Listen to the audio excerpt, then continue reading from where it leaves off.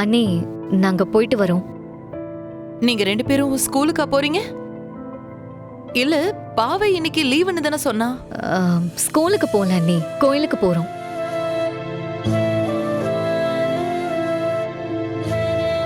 என்ன காலையிலேயே 2 பேரும் கோயிலுக்கு கிளம்பிட்டீங்க? ஏதாவது விசேஷமா?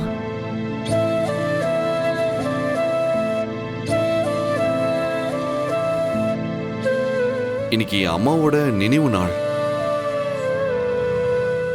அதான் அவங்களுக்கு திதி கொடுக்கறதுக்காக கோயிலுக்கு போறோம்.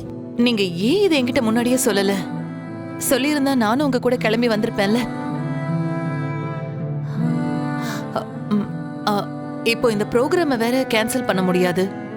என்ன பண்ணலாம்? பரவாயில்ல அண்ணி, நாங்க போயிட்டு வந்துடுறோம். மதியானம் வந்துடுறோம்.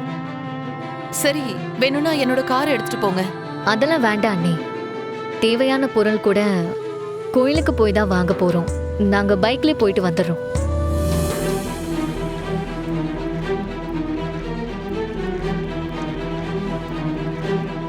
நீங்க எப்போ வரீங்க? நீ போ, நான் பின்னாடியே வரேன்.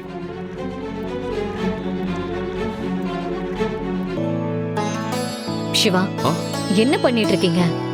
இல்ல, அப்பா வரேன்னு சொன்னார்ல, அதான் பாத்துக்கிட்டு இருக்கேன். அதான் வரேன்னு சொல்லிட்டாருல்ல, அப்புறம் என்ன? கொஞ்சம் அமைதியா வந்து கீழே நில்லுங்க. நீங்க இங்க வந்தது அம்மாவுக்கு திதி கொடுக்க, அத மறந்துடாதீங்க.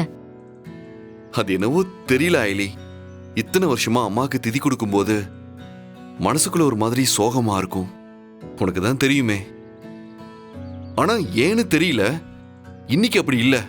மனசுக்கு ஒரு மாதிரி நிம்மதியா ஃபீல் ஆகுது ஐலி. அதுக்கு காரணம் என்னன்னு எனக்கு தெரியும். இன்னைக்கு அம்மாவுக்கு திதி கொடுக்க மாமா வரேன்னு சொன்னதால தானே. அதுவும் இல்லாம இத்தனை வருஷமா என் கனவுல வராத என் அம்மா நேத்து என் கனவுல வந்திருக்காங்கன்னா அவங்களும் இதை எதிர்பார்த்திருக்காங்கன்னு தானே அர்த்தம். அம்மாவுக்கு அப்பா கண்டிப்பா வருவாருன்னு தெரியும் போல இருக்கு. அதான் என்ன இன்ஸ்ட்ரக்ட் பண்ணிருக்காங்க. ஐலி, என் அம்மாவும் எல்லாத்தையும் பார்த்துக்கிட்டு தான் இருந்திருக்காங்க. இத்தனை வருஷமா இந்த மொமெண்ட்டுக்காக தானே அவங்க ஆத்மா காத்துக்கிட்டு இருந்திருக்கும். இன்னைக்கு அப்பா வந்து அவரோட கையால திதி கொடுக்கிற அப்போ என் அம்மாவோட ஆத்மா நிம்மதியா சாந்தி அடையும். திதி கொடுக்க இன்னும் 10 நிமிஷம் தான் இருக்கு. உச்சி வெயில் வேற எட்டிருச்சு. இன்னும் யாரையும் காணோமே.